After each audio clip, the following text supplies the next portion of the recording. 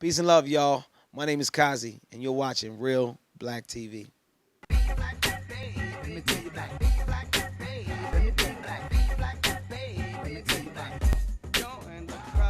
Lights, camera, action, it's on. New black film revolution born. Movers, shakers, big and little filmmakers. Let's make a movie today, see where it take us. Halle Berry, Denzel, and Jamie. Terrence Starr with Mike D and Spike Lee. Brand new filmmaker born every day. Put a camera in his hand and let him lead the way. Let me get an Oscar, let me get an Emmy. Real Black woke up the filmmaker Emmy. Whether digital, 8mm, 35. Let's make the movie. I think a lot of young artists like myself have experienced wanting to mirror or copycat what we think is success. So we listen to a 50 Cents, we listen to a Master P and think the things that they're talking about is the things that we want to become as well, living from the outside in. My goal is to inspire artists to live from the inside out and speak truth.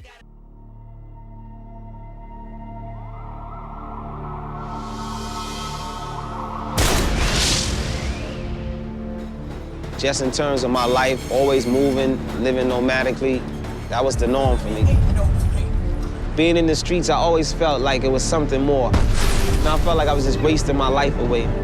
Back then, I wasn't really thinking about it. I was just surviving and just trying to make a way for myself.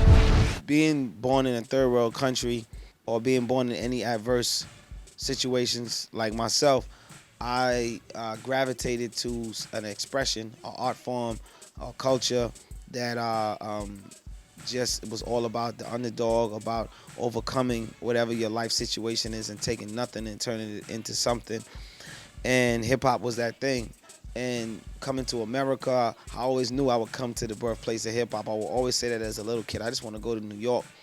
And as fate would have it, I came to New York and really grew up in the streets and going to rap ciphers, going to, show breakdancing shows, seeing DJs on the mic and also being, tagging up my name on the walls.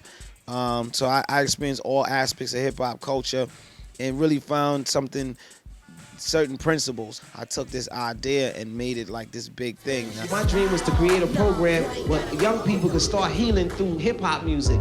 We need is people who are individuals who will write their songs about whatever's on their mind. Knowing that people don't have enough of that social or political or uplifting material. If you're going through stuff in your life, that's what you need to put your music or your art about. That's what it gotta represent. And that integrity is gonna come through in the music. That's what people connect to. That's soul music. The Hip Hop Project originally started as an after-school program where I brought young people into, this space called Art Start.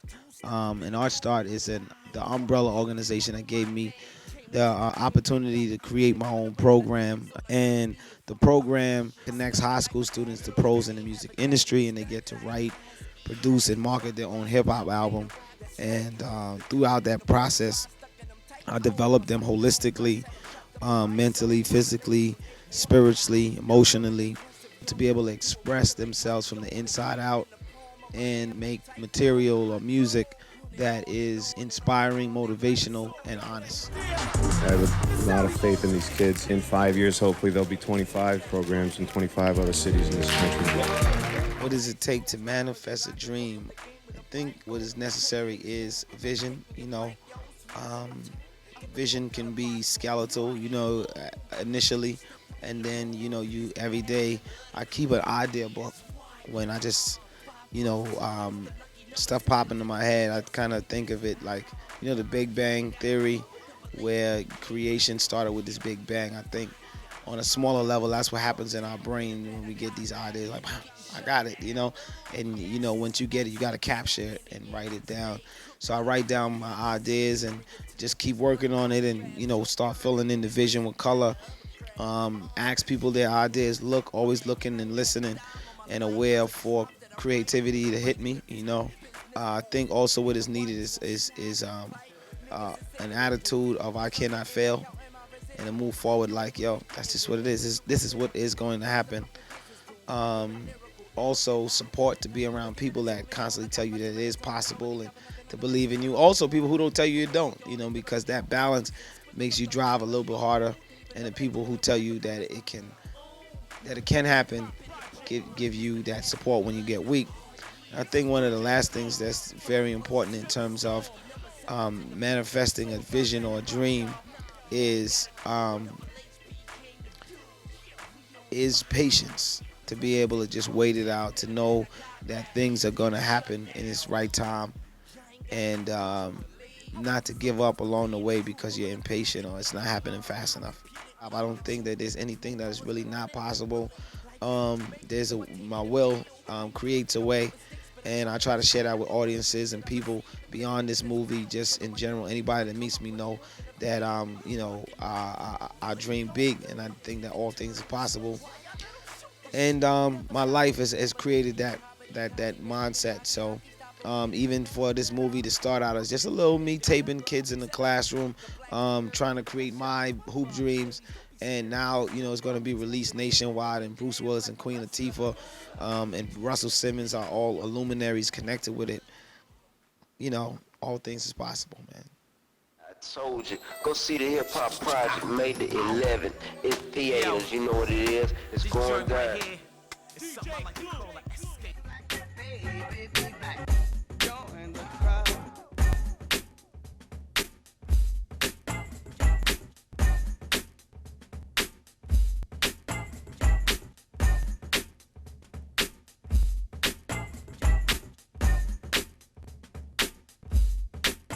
Hey, you're watching Real Black TV. I'm Robert X. Goffin. If you don't know his name, you definitely know his face. He starred as Kumar in Harold and Kumar Go to White Castle, and he's in the new film The Rise of Taj. I'm talking about Kal Penn. You've got to be living the American dream right now.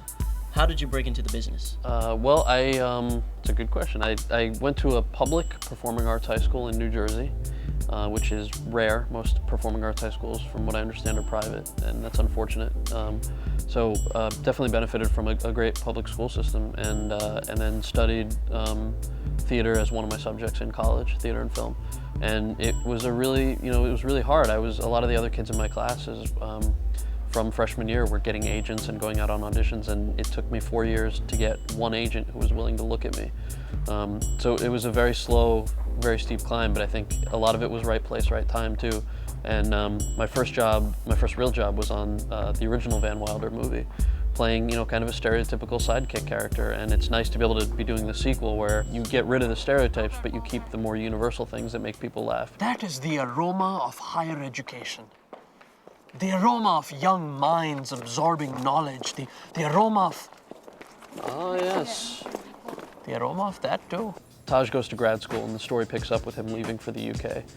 He gets there thinking he's going to join his father's secret society. His dad went to the same school.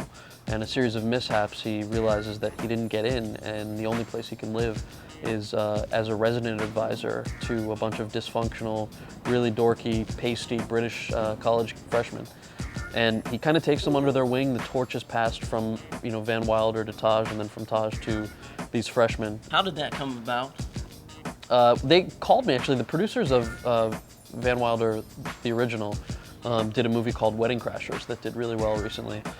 And they called me and said, how do you feel about doing a follow-up to Van Wilder? And I said, well, I don't really want to do how do you follow that up? And they said, well, we want it to be something that's only your character. I said, well, I don't want to do a lame knockoff sequel to a movie that did well. And Ryan Reynolds did such an amazing job as Van Wilder in the original that I didn't want to, how could you follow that up? And they said, well, we want to spin it off, and we want the character to go to grad school. I thought that was a really interesting concept.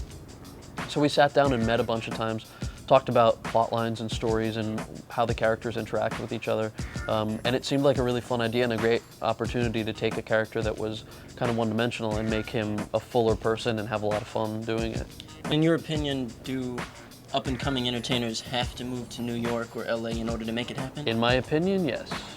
I think that those two, especially if you want to do film or television, Los Angeles is, the capital of filmmaking, and there are more opportunities there. So if you want access to more opportunities, you have to move to where the jobs are. Harold and Kumar, that's one of your most memorable roles. Yes. Take me through that experience, and is there any truth to a sequel? There is truth to a sequel. We're going to be shooting that in Shreveport, Louisiana from the middle of January onwards.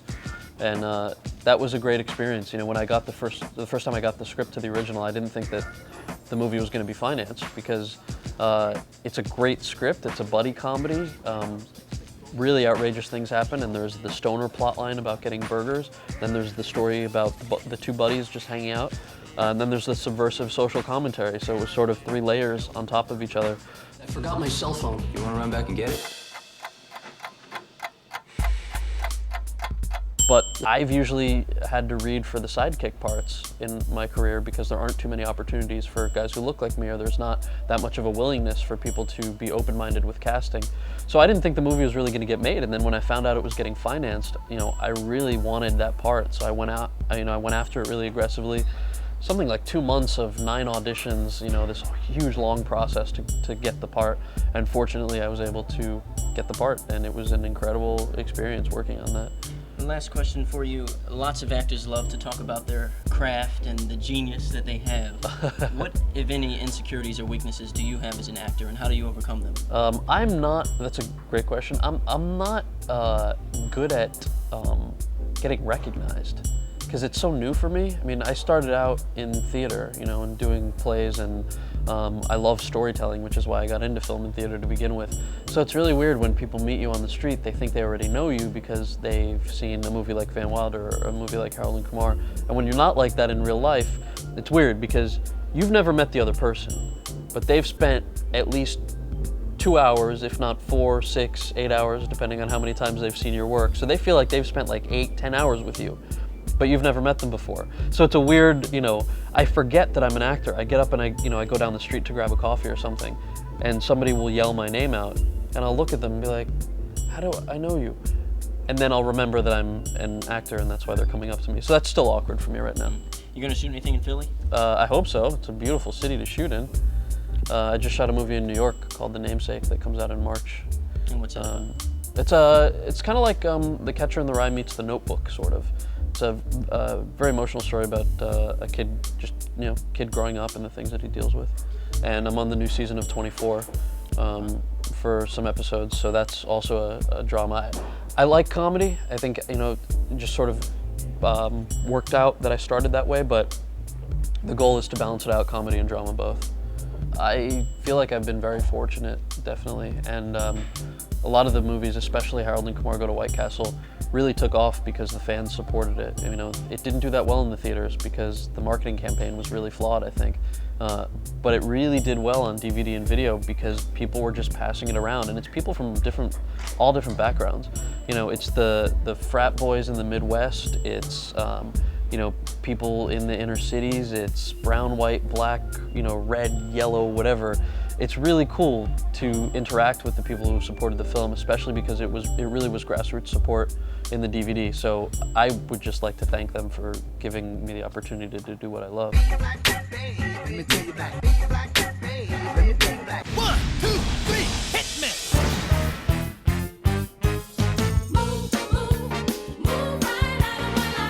Music heightens every emotion. You have to make the drama cross over, and I think that's what's great about this. It's rare that you get to be in something like this. It's a story that's just so classic. It's a backstage musical. But more than that, it was a story about a certain time when America changed. Jamie Foxx, Beyonce Knowles, Eddie Murphy, and in her big screen debut, Jennifer Hudson, starring Dreamgirls. Written and directed by Academy Award winner Bill Condon. When you first meet the Dreamettes, they are 3 hungry, excited, anxious, naive women. They want this so bad. They want to be in the music industry, and there's so much they don't know. How old were we when we first started singing? 12? And still we get nowhere? And then comes along inspiring manager Curtis. You don't need an amateur contest because there's nothing amateur about you. What you need is a break, and I'm here to give it to you. Curtis is just a guy trying to get in with an aggressive attitude and assertiveness that he could actually make some things happen. Curtis was always very smart, always tried to think of the new sound. He starts managing Jimmy early, and then the girls, and just managing the whole picture. It's very manipulative. It's exciting to me because Jimmy Early is the end all and be all to me. That's it. What else is there? When you're coming down.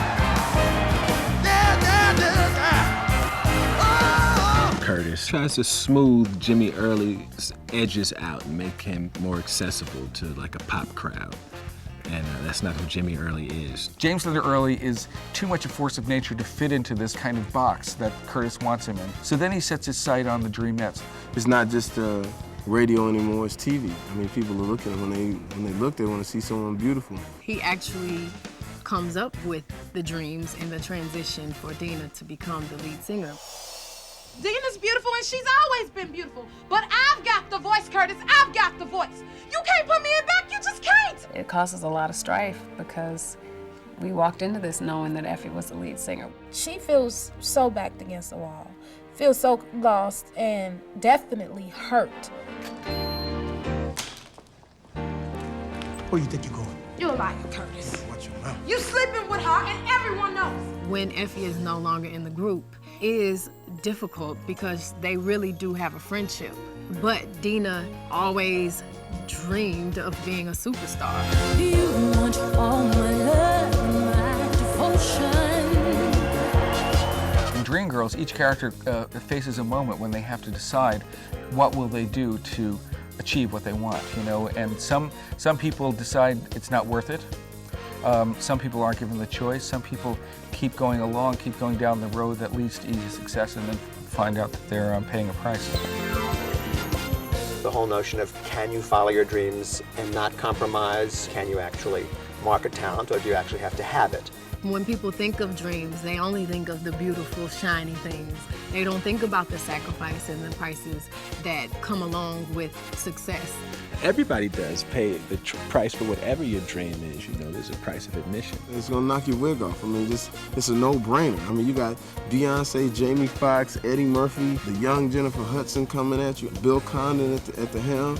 Just get your popcorn.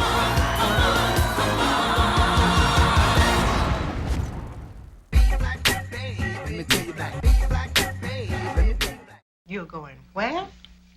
Alaska, Mama. Maria, there ain't any black people in Alaska. Black people are everywhere, Mama.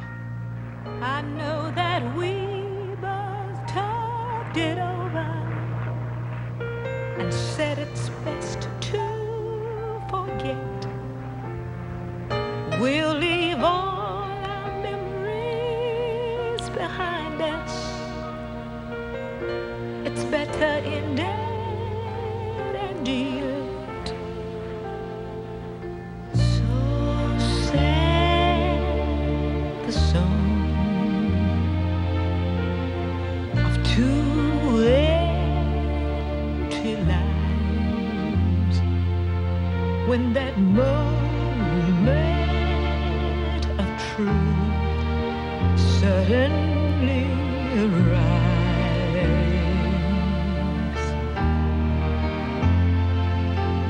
And so sad the song of what might have been. You see Come on with your lie. I ain't got no lie. I'm human. I've been up here a long time, and you just gotta understand that, that's all. Why do men always have to be so human? Suppose I shacked up with a man for 6 months. Would you understand that? No, I wouldn't understand it. I'd probably wring your little neck. Oh, I'm supposed to wring your neck now, huh? No, I'm a man, and that's different. Oh, the old favorite. Look, when I came up here with you in mind, and when I got here, you knew it. Oh, I knew I had a little house cleaning to do, but I sure didn't know your house was gonna be this dirty.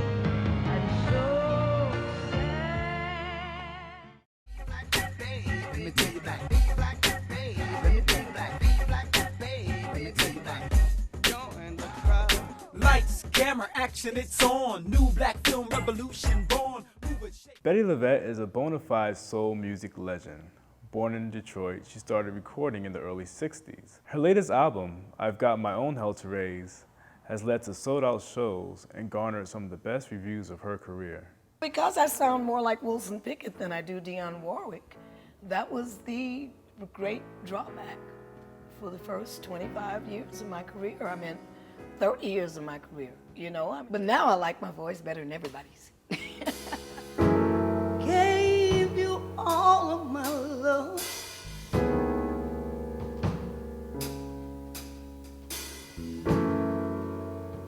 but you treated me like a fool. I'm an old broad who sings rhythm and blues. That's basically what I am in terms of profession, in terms of life. I'm a wife, I'm a mother, I'm a grandmother. If you can do what I do when you're very, very young, there are many young artists now that they're ascribing to being Sarah Vaughan and Aretha Franklin. And if that's true, then they're geniuses and they should call them that. All kids in all professions, I think that they're unusual people. I think Tiger Woods is an unusual young person. Young people aren't able to gather that much information about their craft that quick. It took me 30 years to learn to sing. Walking out that door, telling you goodbye. Can't take it no more. A moment came to me when I realized what my manager, Jim Lewis, had been telling me during my 20s and my early 30s.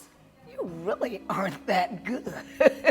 He said, you're cute and your voice is powerful, but you've got to learn what to do with it. And he said that you can't just depend on these records. They may never sell, you know? And if they don't, what are you going to then join the church, be a waitress? What you going to do? You know, he said, learn how to do your show. Learn how to sing a song, any song. Learn how to sing all the songs that are out there. And then you can do this to make a living. And that was absolutely true. If he had not made me learn the songs that I learned, I wouldn't have been able to get a lead role in Bubbling Brown Sugar of a Tony Award-winning play. I wouldn't have been able to walk into New Orleans and live there 2 years and work every night. Just a million things. Well, I wouldn't have been able to hold on for these 45 years with no record unless I knew how to do a show. Singing is a physical activity. It's very much like being an athlete. I have to work out. I have to drink water when I don't want to drink water. I have to vocalize when I don't want to vocalize. It really is a physical activity like being an athlete. And the older you get, the more you have to do to be able to do it. I have to keep my stomach and back muscles as strong as I possibly can because I sing so hard. And I'm a small woman and I sing bigger than I am. So it's kind of like with Barry Sanders with the Lions. When he was hitting all these huge men, he had to be in really good shape to be almost my size and hit these people. I recorded for Atlantic, Columbia, everybody. I mean, just... And then at the time, coming from Detroit, recording from Atlantic, people always ask me, well, why didn't you record for Motown? And I said, hell, Berry Gordy wanted to record for Atlantic in 1962. You know, there was no Motown per se. There were the Smokey Robinson records, the Mary Wells records, but there was no sound of Detroit or the Motown sound. It was very easy to record at the time. All my next door neighbors were recording and all their cousins. Smokey Robinson lived across the alley. The Temptations went to the same high school. And then we were in segregation at that point. So we were all right there together. So growing up in Detroit was no magical thing. It was a whole bunch of black people all there together. The reason that I know Otis Redding, Smokey Robinson, Marvin Gaye, and all those people is because I wasn't allowed to know anyone else. It's funny, they read my bio and they say, your first record came out when you were 16, and they say, talk about growing up in Detroit. I didn't grow up in Detroit. I grew up on the road. I was 16. I considered myself a star when I was between like 16 and maybe 25. Honey, you couldn't hit me in the ass with a red apple. And then it was Jim Lewis here again who said, you really just aren't that good. He said, I know what people like, and I know what you think is good, but you really aren't that good yet. He said, do you know Lush Life? It's like, what's a Lush Life? And he's played it for me. I almost went and hid. I really almost, the first time I heard it, I almost went and hid. I said, no one could sing that. No one knows how to sing that. And Jim said, if you will listen to it and listen, you will learn how to sing it. And then when you are able to sing it a cappella, you will have arrived somewhere. And it took me about 20 years to learn it. Then I practiced it another 10. And I think maybe yesterday morning I said, well, hey, I think I got this song. Listen to the song here in my heart, a melody I start but can't complete. Listen to the sound from deep within.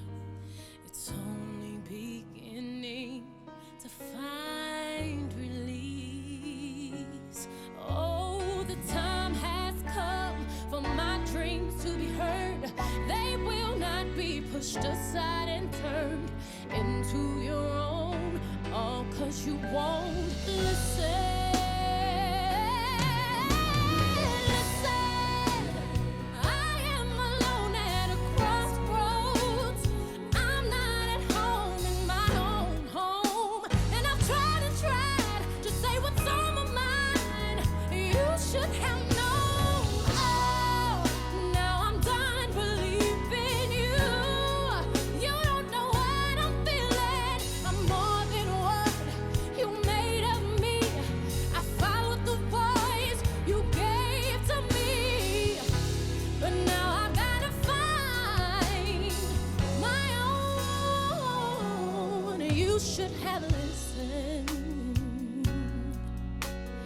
Someone here inside, someone I thought had died so long ago.